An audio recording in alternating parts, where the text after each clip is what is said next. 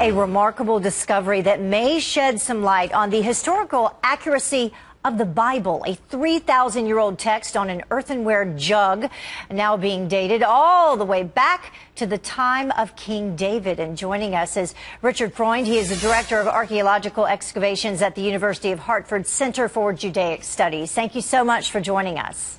Thank you. So tell us first a little bit about this discovery, where it was found, and what it shows.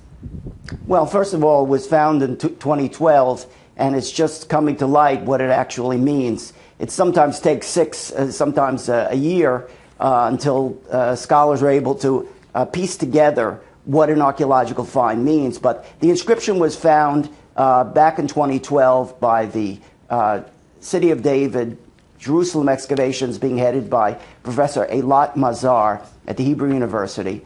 Very competent excavator who's been she's been basically on the track of King David since about 2005. And these excavations have revealed remarkable things. But this 7-letter inscription is very important because this is one of the first in-site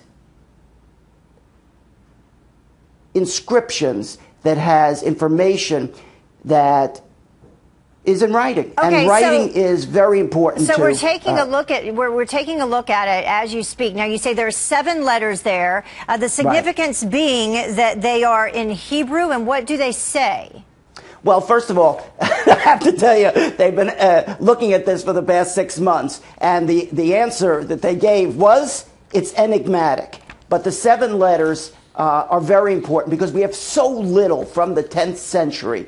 Writing. Writing was an enormously new innovation for the ancient Israelites. So we found in the past decade 4 or 5 major finds, and each one of them sort of adds to the body of knowledge. But this is like CSI Jerusalem, trying to piece together King David and trying to identify what was going on in this ancient city is a very, very difficult task. And Jerusalem was destroyed. Right. Jerusalem was destroyed twice, 23 times nearly destroyed, 52 times attacked in antiquity. So piecing together from broken remains the history of Jerusalem is very difficult. And when it comes to the Bible itself, there's been some question as to whether or not the New Testament and the Old Testament, if the Old Testament was written afterwards or in real time. And this perhaps, and I'm explaining it very simply,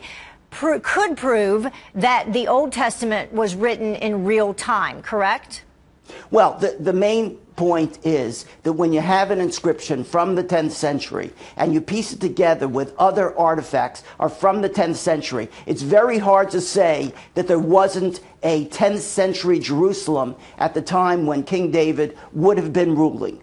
And each one of these little pieces contributes to the whole. The problem was, up until about 20 years ago, we had so little that it led to people saying, well, maybe there wasn't a King David. Maybe there wasn't a King Solomon. Maybe this was a creation of writers writing at a different time period who wanted to have this mythical past and invented these characters.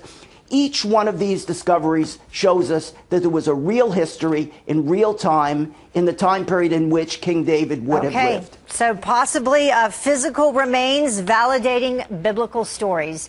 A great find. Thank you so much for joining us and explaining it. We appreciate it. Thank you. Love his enthusiasm, yes. huh?